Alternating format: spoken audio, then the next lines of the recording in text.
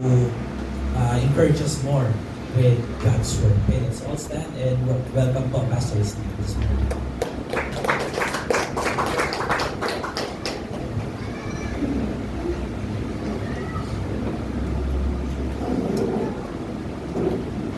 Praise the Lord. Tayo po ay manalangin. Amang banal na makapangyarihan sa lahat. Kailangan ng langit lupa. Sa pangalan po ng iyong anak na si Jesus, kami po'y lubos na nagpapasalamat sa oras ito, pagkakataon na muli kami nagkatipon sa lugar na ito. Patuloy o Diyos, kami nagpapatubang puso, nagpapasiyasat ng aming pusong kaisipan. Ikaw, Lord, ang nakakabatid ng aming pagkatao, Lord. Lord, continue to cleanse us, purify us, and sanctify us, Lord, na makita mo kami sa oras na maging karapat-dapat sa iyong presensya, Lord. At patuloy, O Diyos, kami nagpapasalamat sa iyong biyaya at awa na patuloy na iningatan mong buong bawat isa na makarating sa lugar na ito. At kami sama-sama magpalakasan sa pamagitan ng iyong salita na aming maririnig sa umagang ito. Lord, we invite your Holy Spirit that be with us today, Lord God, and pangunahan kami, turuan kami sa iyong salita na aming marinig sa umagang ito, Lord, na maging kagalingan sa aming mga buto kasukasuhan, Lord God, at ang maging katagumpayan ay nagmumula lamang po sa iyong anak na si Jesus. Kaya Lord, maraming salamat, Panginoon, sa tagumpay ang pinagkaloob mo na sa bawat isa sa oras nito. Purihin ka, dakilain ka, sambahin ka sa umagang ito sa dakilang pangalan ng anak na si Jesus. Amen. Amen. Hallelujah. Uli po isang umaga sa inyong lahat. Maaari po ba nating palakpakan ng ating Diyos sa buhay? Yan na po ba? Ang the best kapalakpak ng ating Diyos sa buhay. Amen. Let's shout hallelujah. Amen. Praise the Lord. Praise the Lord. Ano mang pinagdadaanan natin sa buhay, let's praise the Lord. Yes. Amen. God is victorious, God, sa buhay natin. Amen. Hallelujah. Woo! Isa pong pag-alakan na muli ako ay narito na makapag-share ng Word of God. Pag-usapan po natin ngayon ay it's about living in the victorious life with Christ. Amen? Living in the victory in Christ. Sino po mga napagtagumpayan dito? Amen. Amen. Lahat po tayo ay napagtagumpayan na ng ating Diyos. Sa pamagitan po ng ating Panginoong Yesus, nabayubay siya sa krus, and the salvation nasa atin. Ito po ay biyaya at pagpapala ng Diyos sa atin. Yun ang dakilang pag-ibig ng Diyos sa atin. Amen? So sa umagang po ito, pag-uusapan natin is a very serious spiritual reality na nangyayari po sa buhay po ng isang Kristiyanong mananampalataya. So maraming nananampalataya, go to church, reading the Bible, pray. Mahal nila ang Diyos, but still struggle. They feel struggle. They feel depression, fear, spiritual. Nagkakaroon ng spiritual battle, spiritual struggle sa buhay natin. Bakit po? Question is why?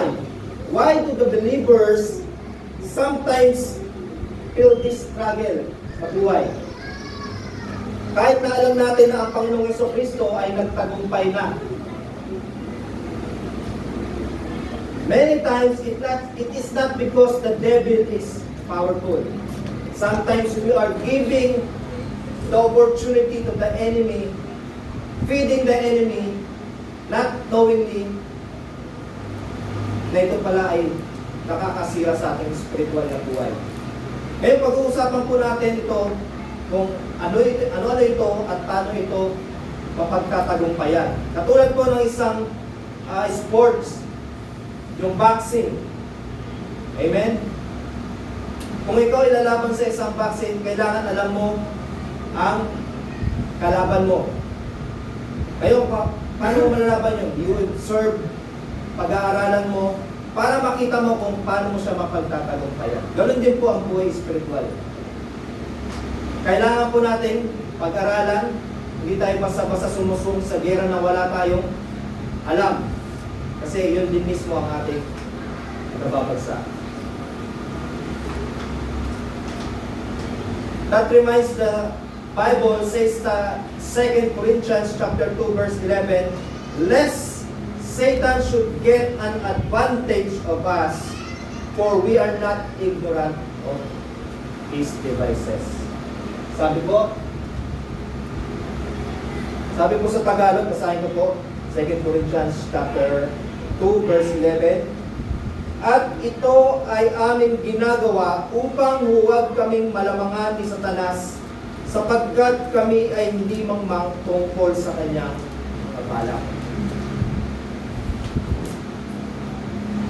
So, the Bible reminds us that to be aware of enemy scheme, traps, or strategies. Not so we focus on the enemy, but we focus solely on Christ. Para po tayo ay makalakad wisely. Kasi po, ang buhay Kristiyano ay hindi lamang pamumuhay na may takot.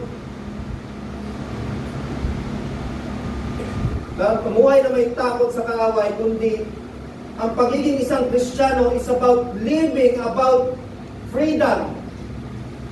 Freedom of what you have been struggled for. Freedom in fear. Freedom in finances. And we have that authority coming through the Lord Jesus Christ. Ngayon po, pag-uusapan po natin ang mga bagay na siya nagpapahina sa isang mananampalataya and how we can return strong in Christ. Number 1, ano pa yung pagkatawag sa atin ng Panginoon? Christ called us to walk in truth. Tayo po ay tinawag para tayo ay lumakad sa katotohanan. Bakit po ang kaaway, ginagawa niya po ang mga tao na maging ignorante? Yan po ang number 1 scheme ng kalaban, yung ignorance. Kasi po maraming mananampalataya, hindi nila alam ang kanilang authority bilang isang anak ng Diyos. Maraming hindi nakakalam ng promise ng Diyos. At hindi nila kung paano mag-operate ang kaaway. Ito po sabi sa Hosea chapter 4 verse 6, my people perish because they lack of knowledge. Hindi sinabi dito that Satan is strong. The people perish because they lack of knowledge.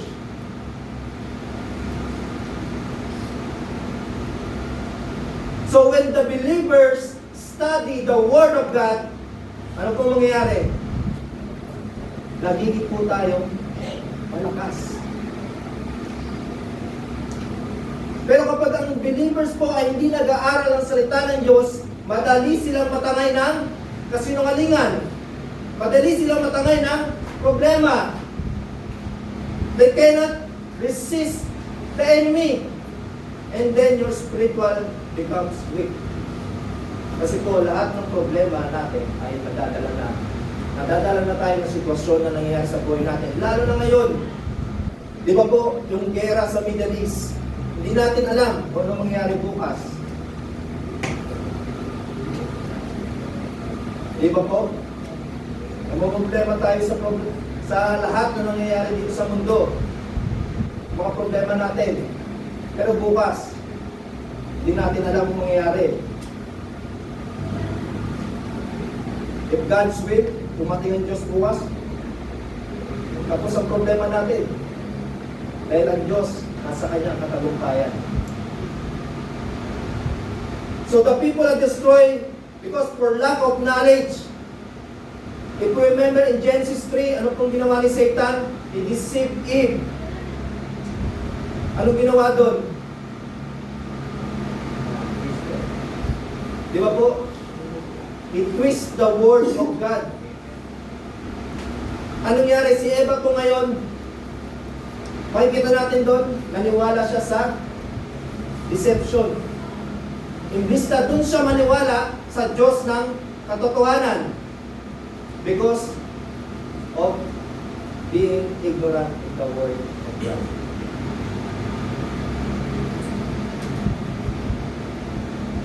So, ito po yung strategy ng kaaway. Ginagawa niya tayong ignorante. Huwag kang magbasa ng Bible. Yan ay nakakaubos lang ng oras. Mabuti pa. Dito ka. Diba may mga, sa isipan natin may mga ganyan. Sarap manood. Sometimes, nalilimutan natin. Sa kakapanood natin ng kung ano-ano. Gabi na pala. Naubos na yung oras natin. Yung oras natin sa Panginoon is nawala na.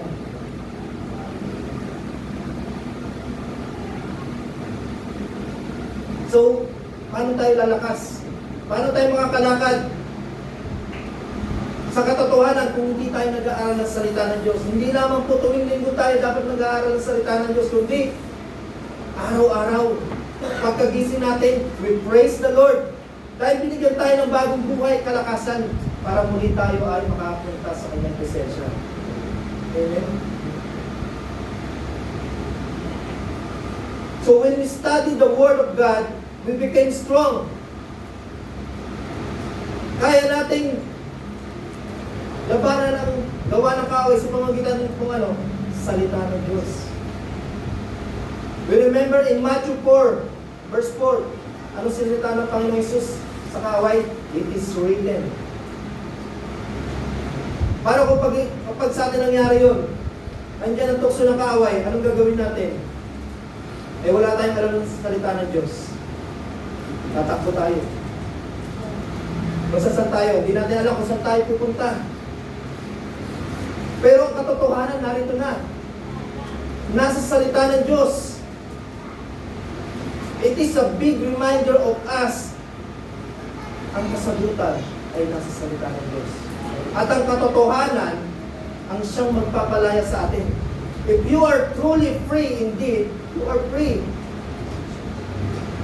At ang katotohanan nito ay matatagpuan lang natin sa ating Panginoong Jesucristo. Bakit po? Dahil ang katotohanan ay si Christ. At ang katotohanan ay ang salita ng Diyos. At ang salita ng Diyos, ito ang dapat na pinapamuhay natin. At ito ang siyang nagkalakasan ng bawat isa na nananampalataya. Ang salita ng Diyos. The Word of God exposes the lies of the enemy. Ang salita mismo ng Diyos, ito mismo ang mag-i-expose sa mga kasinungalingan ng gawa ng ating kaaway. Kung gusto natin ng victorious life, then we must grow in the knowledge of Word of God. Spiritual knowledge, spiritual wisdom, in the Word of God. Sa guidance ng Holy Spirit. Amen po? Amen. Palakpakan po natin ang Diyos. Makain natin na po kayo. So number 2. Number 1, Christ call us to walk in truth. Amen po, Christ call us to walk in obedience. So anong ginagawa ng kaaway? Ginagawa niya lahat para tayo ay hindi sumunod. Tayo ay magkasala at hindi natin magawa ang kalooban ng Diyos. Bakit po? Ito ang ginagawa ng kaaway. Persistent ng kaaway para tayo makagawa ng kasalanan. Inaalis na talaga ang focus natin doon sa ating Panginoon Jesucristo. Bakit po? Kapag ang isang mananampalataya ay nawala sa focus ng Panginoon at siya'y nagkasala at na-disobey niya ang will of God, ano pong nangyayari? Yung sin na yan, yung kasalanan na yan, it opened a spiritual door. An spiritual door that stop us in the back of us. It weakens our spiritual faith in God. Sabi sa Ephesians 4:27, neither give place to the devil. Bakit po? Ang kasalanan ang nagbibigay ng pintuan para tayo ay makagawa ng kasalanan.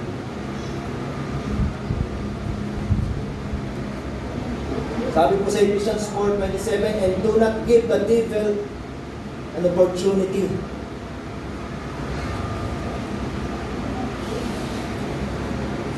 So ano pong ginagawa niyan ng kasalanan? Yung pamumuhay ng immoral, rebellious against God, and habitual sin without repentance. Ito po yung kasalanan ng isang mananampalataya kapag hindi niya yung alam yung spiritual authority na meron siya. Kaya alam po natin maintindihan ito, bakit ba nangyayari sa buhay natin ito? Bakit ako nakakaramdam ng struggle? Kung kailan ako ay nakay Kristo, ba't laging ganun? Mas lalong parang bumibigat ang buhay ko. Baka meron pa tayong hindi na iso-surrender sa ating Diyos. Hindi natin na ibibigay ng buong buo yung sarili natin sa Kanya.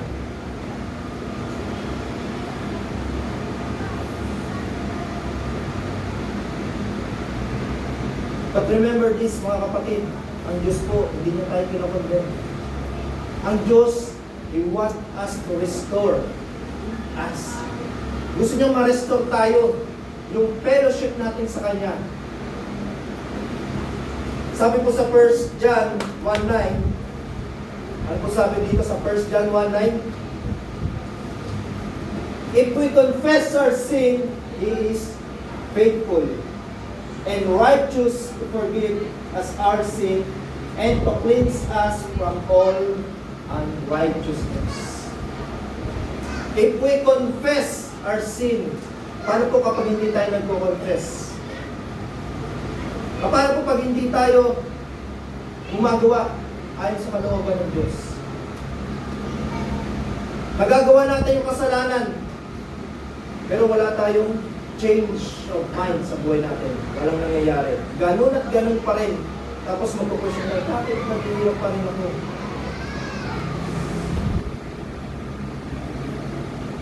Bakit ganito nangyayari sa akin?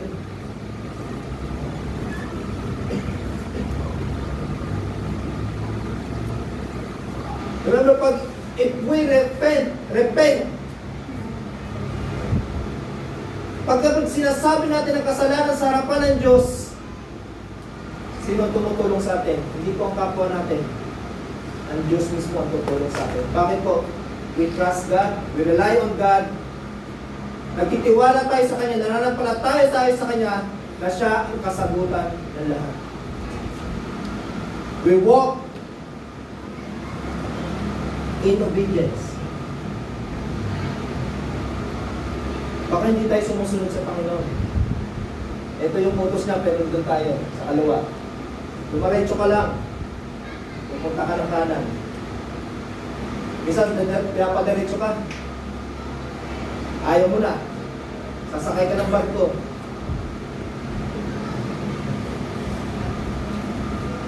Sasakay ka ng aeroplano. Kung saan ka na pupunta, yung kalooban ng Diyos, napalayo ka na pala. So we must change our mind because God wants us to restore. I-restore us kung ano yung nawawala sa atin natin.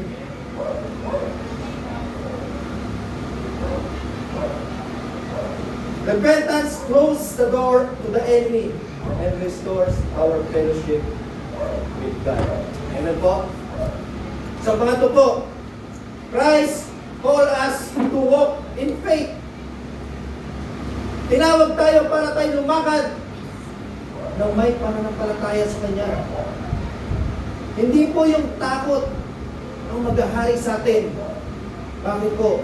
Ang pagkatakot ay pag-influensya sa atin ng kaaway. Fear empowers the enemy. Another fuel of the enemy. Ito po, yung pagkatakot. At ang pagkatakot na ito ang nagpapahina sa ating pananampalataya sa Kanya. And that allows our enemy to influence us more. Kaya naisip natin, may Diyos pa talaga? Kaya ba akong sagutin ng Diyos sa mga problema kong ito?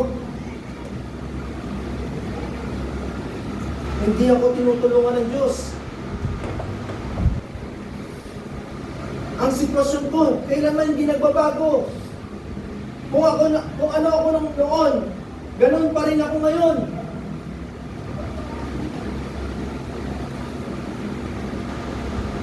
Hindi ako makapagpanagumpay, hindi ako makapagtagumpay sa mga ginagawa ko. Natatakot ako sa mangyayari sa bawat takbang ko. Natatakot ako.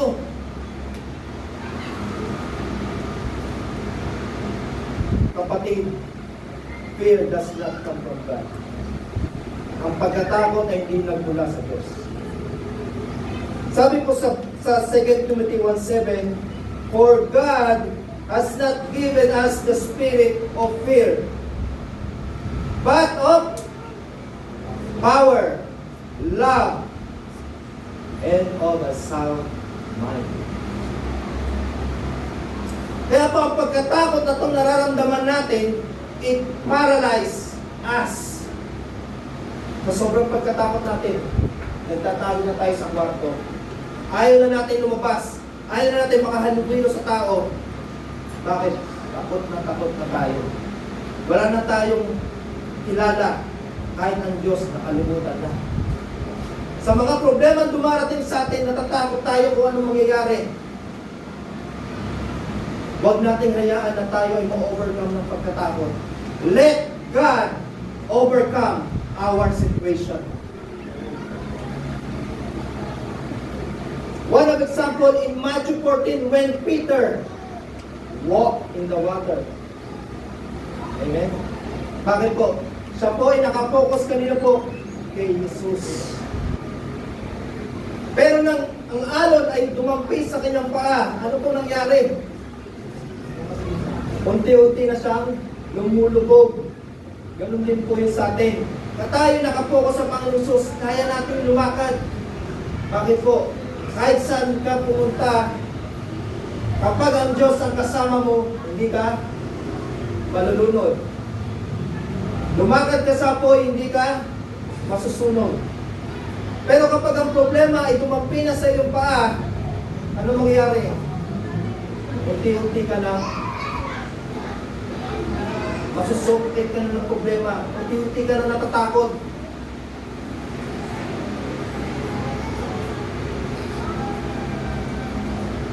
But when the believers became afraid, talagang lulubog tayo. Pero kapag po ang focus natin ay na kay Panginoong Jesucristo, hindi sa bagyo na dumarating sa ating buhay ngayon o anumang dinadala natin, let us our faith keep focus on Christ's power. The power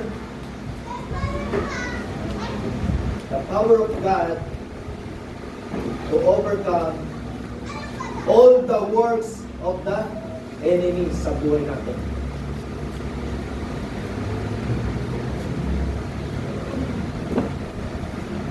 Amen. Diyan pa po ba kayo? Amen. Number 4. Christ teach us to speak life. Amen. Natandaan po natin na ang buhay ng isang tao, makikita natin yung mga negativity na nangyayari sa kanya. Kasi po kung ano yung sinasabi mo, negative speech o negative words na lumalabas sa ating bibig, ito yung nangyayari at ginagawa natin ng way ang kaaway na magawa. Kasi kung ano yung sinasabi mo sa buhay mo, yun ang nangyayari. Bakit po? Ang salita natin ay buhay at may ano po? Kamatayan.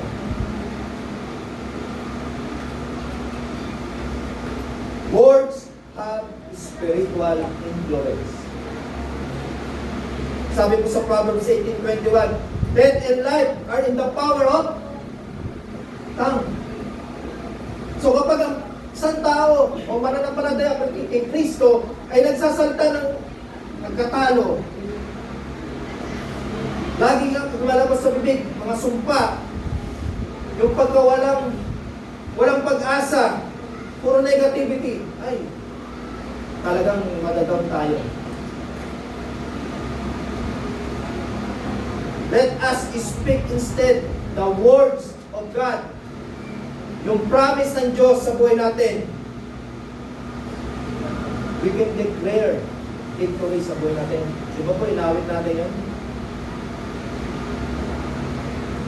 The victory belongs to the Lord. Freedom, ang freedom po ay nakanino. Nasa ating Panginoong Isus, nasa atin na. Kasi po, ang ating Panginoong Isus ay nasa atin. Tinanggap natin. So we must learn how to speak and honor the Lord God. Na ibig sasabihin natin, I cannot overcome. I cannot overcome from this situation. Yun yung sinasabi ng mga di nananampalataya. Kapag nananampalataya ka at alam mo ang salita ng Diyos, ano sasabihin mo?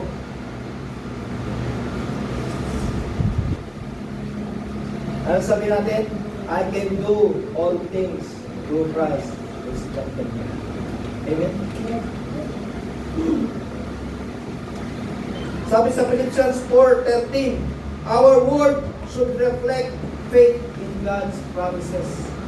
Amen? Yung sinasalita natin should reflect God's promises. Na kahit nasa ganito tayong sitwasyon, nasa mahirap tayong sitwasyon, we know that our God is faithful. We know that our God will supply every our needs. Our provider, our great healer.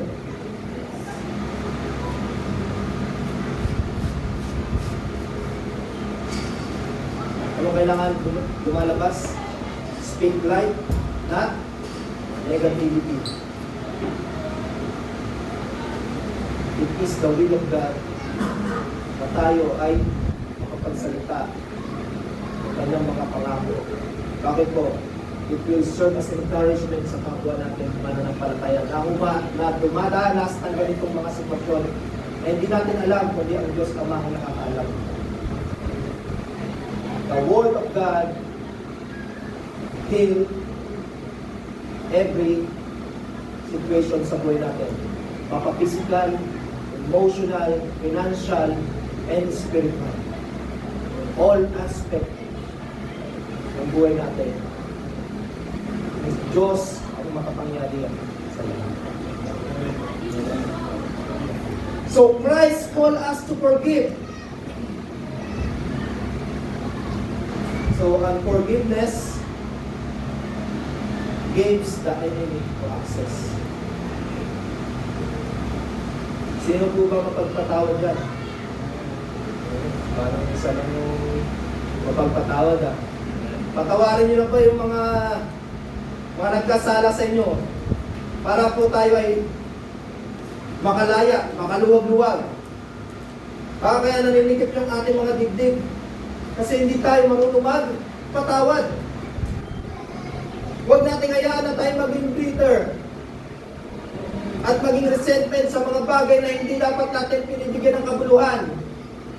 Bagkus ang focus natin ay nasa Panginoong Hesus na siya nagpatawad sa ating mga kasalanan. Ang Diyos ang mga nagpatawad sa ating mga kasalanan. Paano pa? Tayo na tao lamang. kung maging mapagpatawad tayo. Sabi mo sa kapatid, pinapatawad na kita.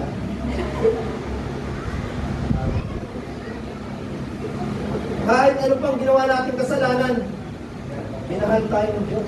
Pinatawad tayo.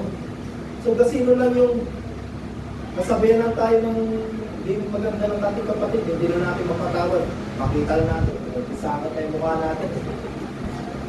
Pero itong kapatid na ito, nag-aaral na agad yung, pumapasok na agad yung mga gawa ng kaaway sa isipan natin eh. Makikita niyo po yun, yung gawa ng kaaway. Kasi yun yung nagagawa ng hindi mapagpatawad. Kailangan yung kasalanan na hindi malubugan ng araw. Para tayo ay hindi rin lubugan ng araw. Huwag na natin ipagpabukas. Kung ngayon na natin gawin. Kung nagkasala tayo sa kapwa natin, patawarin na natin.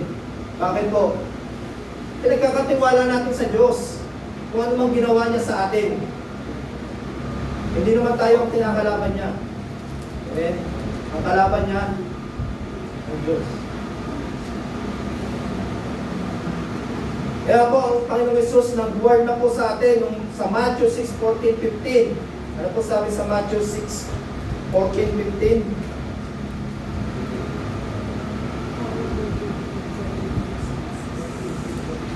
For if you forgive others for their transgressions, your heavenly Father will also forgive you. Sabi sa 15.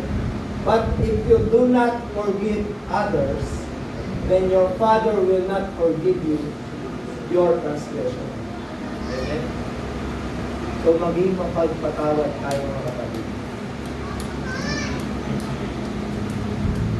Bakit po? If we refuse to forgive others, spiritual life sa buhay natin, it will also block. Kasi meron nakaharang. Unforgiveness, ito po ay sumisira sa ating kapayapaan. Amen? Yung payapa mong buhay sa araw, pagkagising mo, nagiging masalimuot. At nagiging mahina tayo sa panalangin. Unforgiveness trap believers in spiritual bondage. Kapag tayo ay hindi mapagpatawad, merong kadenang nakapulupot sa atin. Kaya tayo lang para mabigat yung dinaramdam natin kasi hindi natin may release yung kapatawaran sa ating kapwa. So forgiveness does not mean the offense was right. It means we release the burden to God. Amen? Ibig sabihin ko na kaya natin siya pinapatawad na kasi ang Diyos na po ang bahala. Hindi na tayo ang kikilos, ang Diyos na mismo. Ano lang kailangan gawin natin? Magpatawad. Christ call us to forgive, not to hate. Kasi kapag nag-hate ka sa iyong kapwa, hate ka din. Kasi kung ano ginawa mo sa kapwa mo, yun yung gagawin sa iyo. Amen? So let us forgive one another. So Christ called us to walk in humility. Ito po yung pang-anim. Ano po yung kabaliktaran niyan? Pride. Proud. Ito po yung sa pinakadelikado na ginagawa ng kaaway sa buhay ng isang tao. Yung pagiging mapagmataas. Bakit po? Ang pride, it will sasabihin mo sa iyong sarili, kaya ko ito. Lahat kaya kong gawin. Wala akong kailangan na tulong.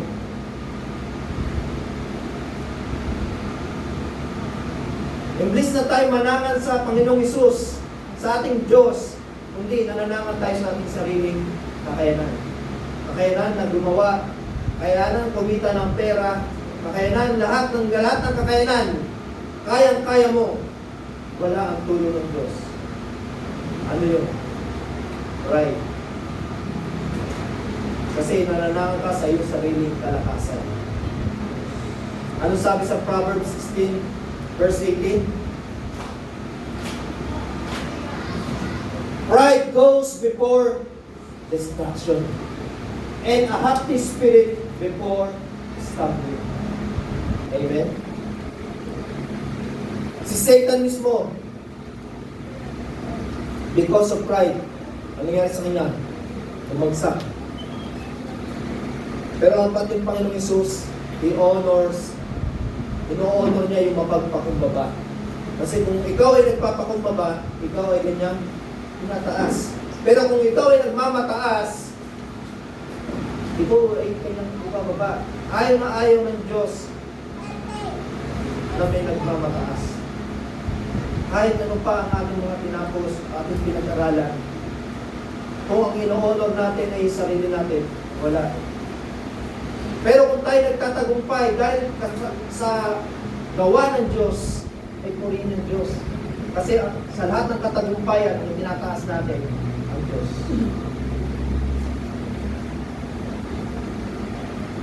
Sabi din po sa James 4:6,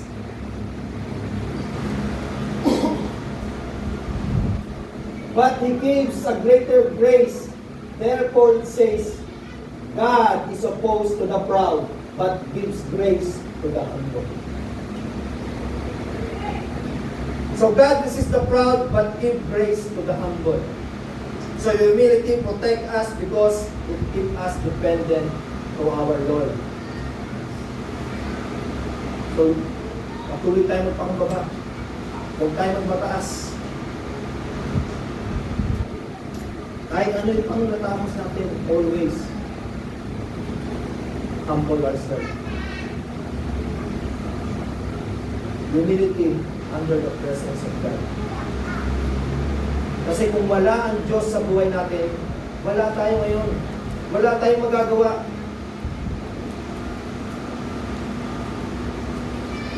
So Christ called us to walk in humility. So ito po ako magtatapos. So victorious believers have in Christ. So paano natin mapagtatagumpayan ang pamumuhay bilang isang Kristiyano? Believers, ang mananampalataya kailangan lumakad sa katotohanan. Walk in obedience.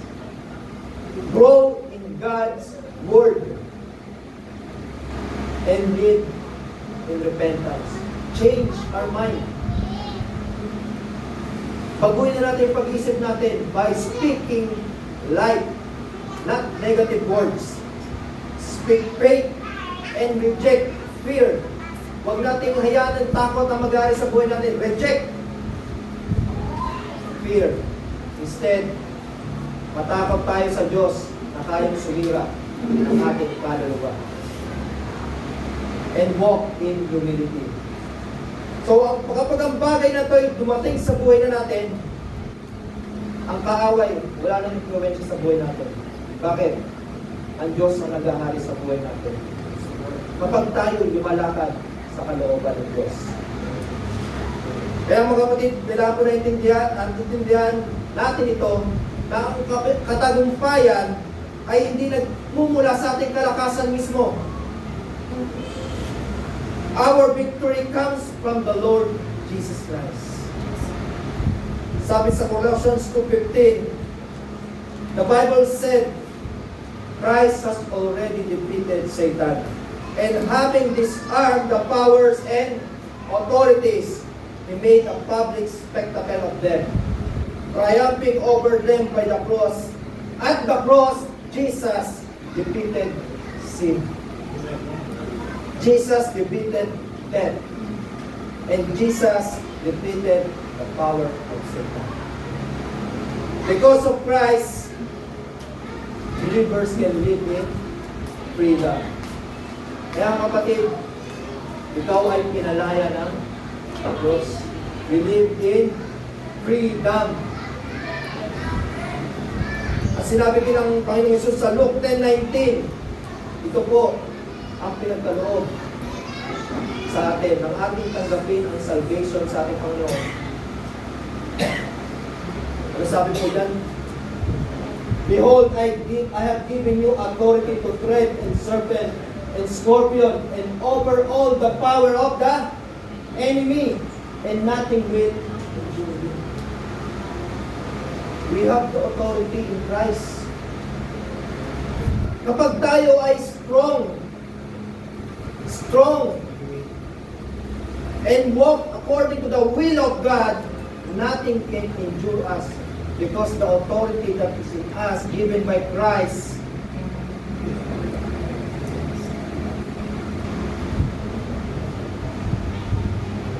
The Lord Jesus Christ restore us the authority to trample on the snakes and the scorpion and to overcome the works of the enemy. Sino ang nalagumpay? Ang Panginoong Jesus sa buhay ng mga kapatid. Our authority comes from Christ. That is why the Bible commands, ito po, James 4:7. Ano pong kailangan gawin? James 4:7. Submit therefore to God. Resist the devil and he will flee from you. So, in order po, hindi po sinabing the devil will flee. Resist the devil, submit to God. Ano po unang-una? Submit to God. Resist the devil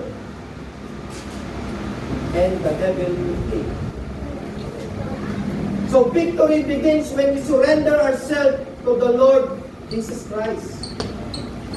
The greatest freedom comes when we trust in the Lord Jesus Christ. Kaya po sinabi sa John 8 verse 36, if the Son therefore shall make you free, you shall be free indeed. Kaya mga kapatid, ikaw ay malaya na. Saan? Malaya ka na sa iyong mga dinadala. You are free indeed. You already healed. Ikaw ay malaya na. Kalooban ng Diyos kailangan masunod sa buhay natin. Hindi ang kalooban natin ang masunod, kundi ang kalooban ng Diyos na maraming salamat. Amen? Amen. So, question po, are we fueling the enemy? Binibigyan ba natin ng puwang ang kaaway sa buhay natin? Or are we following Christ sa buhay natin? Doon na tayo kay Christ. Kasi alam natin, ang katagumpayan ay nasa ating Panginoon sa Kristo. Because the truth is this, if we walk in sin, the enemy gains the ground. If we walk in fear, the enemy gains influence. But if we walk in faith in Christ, the enemy must win. And the Bible gives us the powerful promise sa 1 John 4 verse 4. Ano po sabi sa 1 John 4 verse 4? You are from God, little children, and have overcome them. Because greater is He who is in you than he who is in the world. Amen? So yung mga problema ang dinadala natin, mas malaki ang Diyos sa buhay natin. Hindi problema malaki sa atin. Ang Diyos na nasa sa atin, nasa sa inyo, ang malaki. Kaya wala tayong mapagmamataas. Ang Diyos lamang kailangan natin itaas. Ang kaaway, kaya niyong matak. Can try. Try niyong matak. Pero mas malaki ang Diyos na meron tayo. Because Christ inside us is greater. So church, let us stop giving the enemy. Huwag natin bigyan ng puwang ang kaaway na makagawa sa buhay natin. Because fill your life with the Word of God. Live in obedience to Christ and walk in faith and humility. Because the ultimate victory is not in our effort. The victory belongs to the Lord Jesus Christ. Amen po, tayo po ay manalangin. Dakilang Diyos, aming Ama na makapangyarihan sa lahat. Salamat po, Panginoon, sa pangalan po ng iyong anak na si Jesus, na aming tagapagligtas, ang aming tagapaglaya, ang katotohanan ng aming pag-asa. Kami po'y lubos na papasalamat sa tagumpay na meron kami kay Kristo sa oras ito. At sa darating pang mga bukas, Panginoon, sa iyo kami nananampalataya, nagtitiwala, pinagkakatiwala namin sa iyo, Lord, ang aming buhay. Sapagkat sa iyo kami nananampalataya that you hold everything under your control. Lord, we cannot do kapag wala ka sa aming buhay. Kaya Lord, we submit ourselves to you, our struggle. Ang lahat ng aming dinadala, sa iyo namin pinagkakatiwala. Ano bang meron kami dinadala ngayon? Financial, spiritual, healing, Panginoon. Lord, you already claimed it in the cross.